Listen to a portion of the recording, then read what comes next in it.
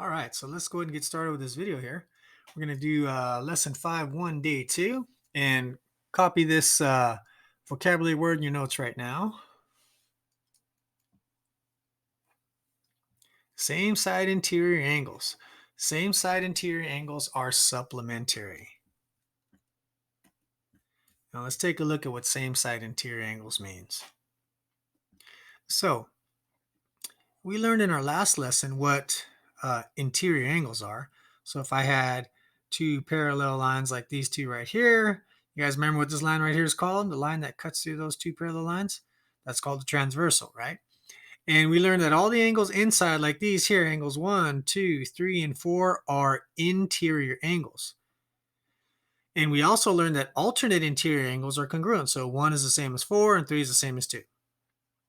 And we reviewed in our last lesson that straight angles that make a straight angle or that make a line are supplementary. So 1 and 2 are supplementary, and 3 and 4 are supplementary. So today our new vocabulary word is same side interior. So first of all, they must be interior. That means angles 1, 2, 3, 4. Doesn't mean 5, 6, 7, or 8, right? Those are exterior. And same side obviously means they have to be on the same side. So 1 and 3 are same side interior, and 2 and 4 are same side interior to each other. That doesn't mean that 2 is same side interior with 1 or 3, right? They got to be on the same side, right? So what makes them supplementary? We know that 3 and 4 are supplementary because they make a straight line, don't they? They make 180 degrees. So 3 and 4 are supplementary, and 1 and 4 have to be congruent because they're alternate interior. That means that 1 and 3 must also be supplementary, right? If 3 makes 180 with 4, and 4 is the same as 1, 3 must also make 180 degrees with 1 as well.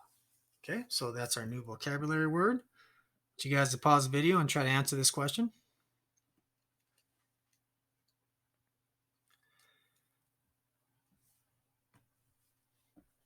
So we see that this angle right here is same side interior to this angle right here. We have to find that missing number x. And I know that if they're same side interior together or added together, these two angles together must equal 180 because that's what supplementary angles means. So we're going to solve this equation. We simplify both sides first. There's no numbers right next to the parentheses, right? Or a negative sign in front, so we don't distribute. So since we don't distribute, we go to the next step, which is to add like terms. 2x and 3x are 5x. And then we can isolate the variable by working farthest away from the variable first, doing inverse operations, and doing the same thing to both sides. And lastly, we divide by the coefficient. And when we divide, we can go in and out and make sure it's the 185 first. And since it's okay to use calculators now, the way you type this in your calculator, you'd have to put the 185 first and then the 5 to get that 37, or you can just divide here like this, and you get the 37 this way also. So we know that x is 37, okay? Now, that answers the question, what's x? But that doesn't tell you what angle, let me show you here. It doesn't tell you what this angle is. Here is SVW. SVW isn't 37, it's 37 times 2. This angle TWV, which could also be called TWU, this angle right here is not 37. It's 3 times 37, take away 5. So there's two types of questions. One, what's x? Two, what's the actual angle for those? So make sure you read directions and you know which question you're going to answer. Pause the video, try the next question.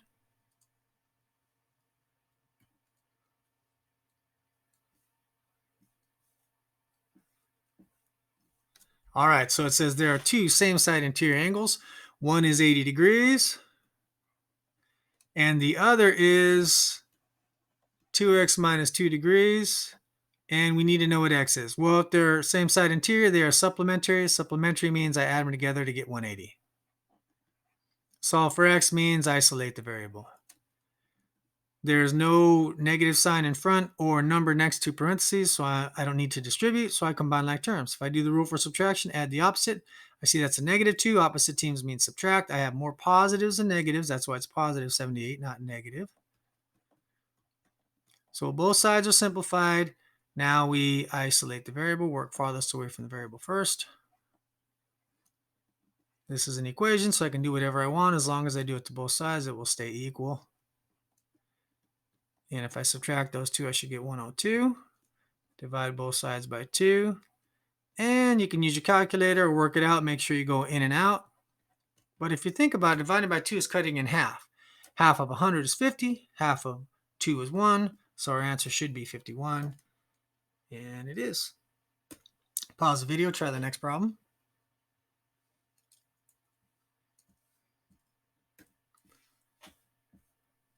So these are all same side interior angles. So that means when I add these two together, they will equal 180 degrees, and they want us to find x again. So we combine like terms, since we don't need to distribute this time, because we always distribute first and then combine like terms, right? We're going to separate our left and our right side of the equations here. Okay, and then work farthest away from the variable first, doing inverse operations. That cancels that out. If I subtract those two, I get 75. Divide both sides by 3 and cross out my ones. 75 divided by 3 is 25, and we know what x equals. Pause the video, try this first review problem.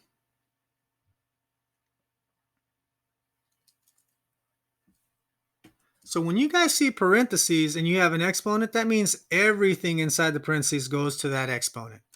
So I have a 2 to the negative second power times v squared, and I'll use parentheses this time, to the negative second power. So notice that the 2 got the exponent and the v got the exponent both, didn't they? Why? Because of parentheses. Okay, so that's different than, well, actually, let's just leave it at that. I don't want to confuse. So let's just say when you got parentheses, it isn't distributive property, but it's sort of like distributing the exponent, and that's not correct to say, but it helps people remember sometimes. So now remember, a negative exponent doesn't mean a negative number. It means to flip it. So it's the same as flipping that number and giving it a positive exponent. Now here, I'm going to go ahead and use my properties first. Power of power means to multiply those exponents, right? When I got a little exponent, next exponent is when I multiply. And if I still have a negative exponent, that's when I will flip that. Right now, that out to the side means on top, so it has to go to the bottom. And I have 2 squared, v to the 4th. 2 times 2 is 4. And we should have a simplified algebraic expression. All right, pause the video, do the next review problem.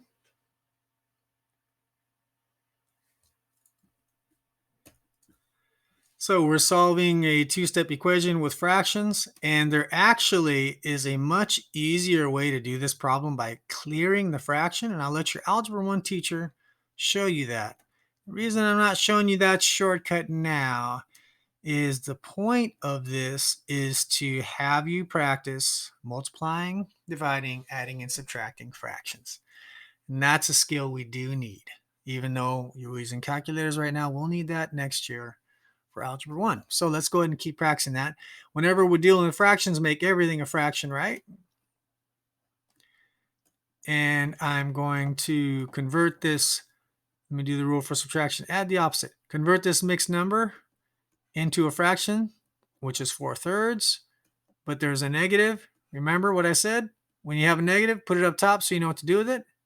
Now we work farthest away from the variable. I see that it's a negative 4/3, so I'm going to add 4/3 to both sides. Adding 4/3 to both sides gets rid of that. We're in the process of isolating n. Once I've isolated n, I know what n is. I'm done. I found the missing value for the variable to make the equation true. However, I can't add fractions together until they have a common denominator. So we look at the bottom numbers, look at the multiples, like 9 times 1, 9 times 2, 9 times 3, 3 times 1, 3 times 2. The first time they'd be the same is 9. 9 goes into 9, 3 goes into 9. So 1 over 9 already has a 9, so I don't need to change that. But 4/3 doesn't have a denominator of 9. But another way to say 4/3 is 12 ninths. 12 ninths is 4/3. Why? Because I multiplied to the top and the bottom. That's like multiplying it by 1. Still the same number. Now I can add them together now that they're the same size pieces. The size of the pieces are ninths, so I don't add the bottom number, but I do add the numerators. How many ninths do I have? I have 1 and 12 more. I have 13 ninths. Now, I have a fraction in front. How do I get rid of a fraction in front? Normally we would divide, but dividing by a fraction is complicated, so we use a multiplicative inverse or the reciprocal. In other words, take the fraction in front, flip it upside down, and multiply both sides by that fraction. Take the fraction in front, flip it upside down, and multiply both sides by that fraction. If it's negative, you use negative. And what happens is that becomes a 1. 1n is n. And we have negative 26 ninths. And of course, here we would do factor trees, cross outer ones. 2 is prime, 13 is prime, 1 is not prime, but you can't break it down. And 9 is 3 times 3. There's no 3's on top to break down, so I know this is already simplified. It's a simplified answer. But I'm going to make you convert, so we go in and out. 26 goes in, and 9 goes out. 9 goes into 26 2 times. 18. Subtract these two, I get a difference of 8. 2 and 8 ninths, but it's a negative, and we got that one right. Pause the video, try the next review problem.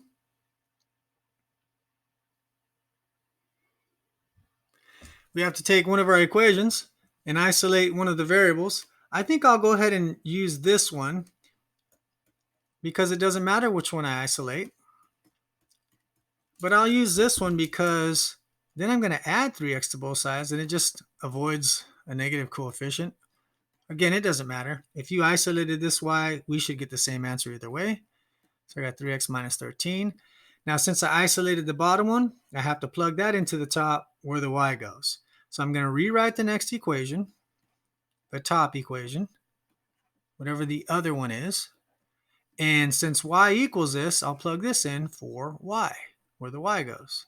So I'll go 3x plus, and then in parentheses, because sometimes we have to distribute there, don't we? This time we don't. Why not? There's no negative sign here. And there's no coefficient. There's no number right in the front of the parentheses. So this time I don't have to distribute, but that's not every time. So let's not get too used to that. Let's go and separate our left from our right sides. Rule for subtraction, add the opposite. Okay. Now that usually helps with distributing, but it also helps with combining like terms. This time though, I'm just combining my x's. Equals 17. And now we can isolate the variable, working farthest away from the variable first, using inverse operations. So 17 and 13 is going to be 30. Divide both sides by 6. And this gives us the value of x. So x is 5. Remember, where these two lines intersect is a solution to a system. And what that normally is a point, right? An x and a y. We found x. We still need to get y. Well, we can use any of these equations or the one where y is already isolated. This is the one we want to use. So I'll take my 5 where the x goes, plug it in here. I'll go y equals 3 times x, or 3 times 5, because that 5 is where they intersect. So let's see where the y is where they intersect. It looks like the y is 2. So when you write your answer, make sure you put your x first and your y second, not the other way around. Pause the video, try the next review problem.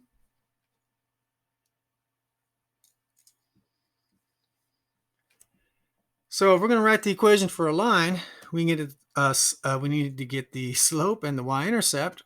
So the slope is we take these 2 points, we go y minus y over x minus x, and I get 5 over negative 4, which is negative 5/4 is my slope.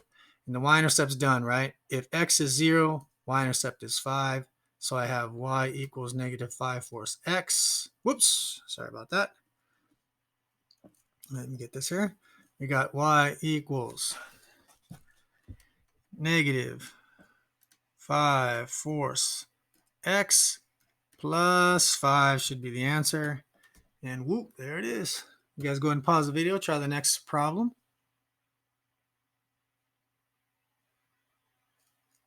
So for this problem, we obviously see a right triangle, which is Pythagorean theorem.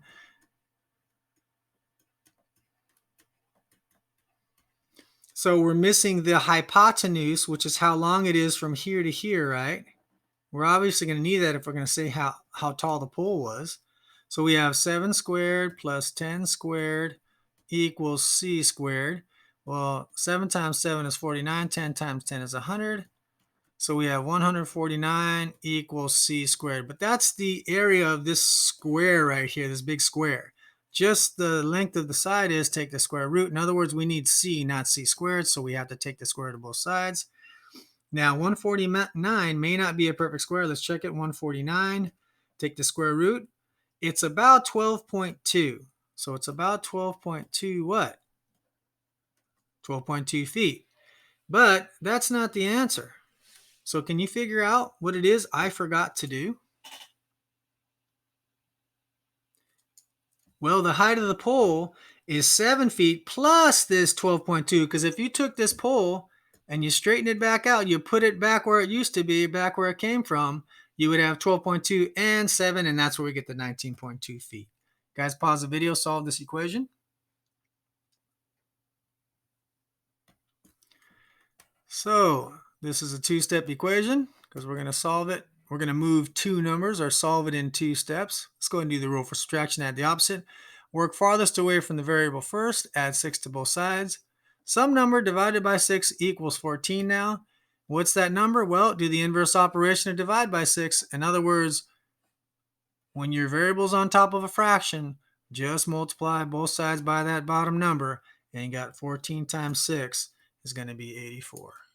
You guys go ahead and pause the video for our last review problem.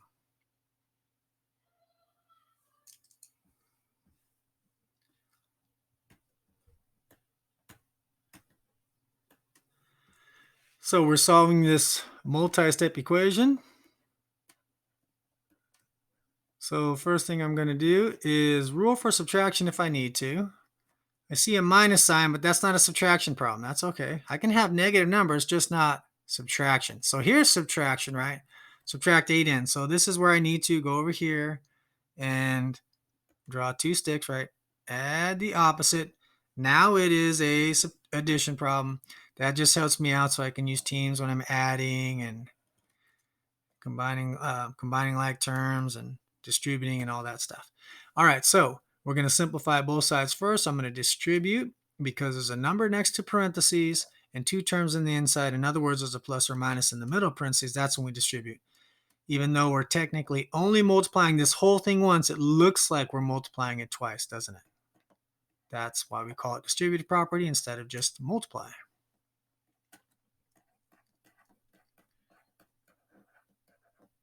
So we distributed, now we combine like terms. This is in the n family, these are in the constant family. We combine like terms.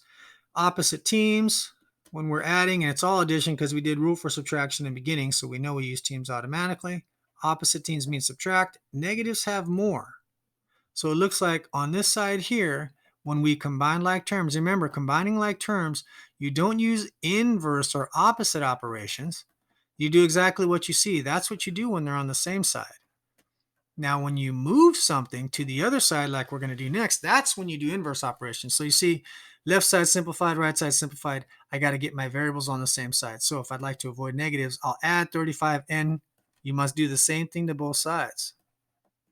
I could have added 8n to both sides also, but that would have left me with a negative. It's not wrong. It's just easier when we get to inequalities to do it this way. So over here, they're both on the n team, same team add, but they're opposite teams. So I'm going to subtract the difference between those two. You got 35, take away 8, right? You can borrow there. You're going to get 27n. More positives than negatives. Now we're going to continue to solve this problem here. Now we can isolate the variable. See, notice how I'm doing inverse or opposite operations now, but when they're on the same side, I didn't do opposite. I did exactly what I saw. So these guys on the same team add together. And then we'll go ahead and divide these two. Okay, so we have a fraction that we can simplify here. Okay, Check our answer here, make sure I'm not steering you astray. So, and sometimes this won't go in evenly, right? So like sometimes 27 won't go in there perfectly like it does right now. Negative divided by positive is negative. So there's our answer. So it's a good idea. If it didn't win in evenly, we would just do factor trees, right? We have a -1 because it's a negative answer. 81 is 9 times 9. So it's 3. That's 9. Here's another 9. So we just prime factorize, right? And on the bottom, I guess I don't need parentheses there. I can just put dots in. 27 is 9 times 3, or 9. There's my 9 times 3. Cross out your ones, and you can see how we can get the -3 that way also. All right. Looks like that's it for this week. We'll see you guys next week.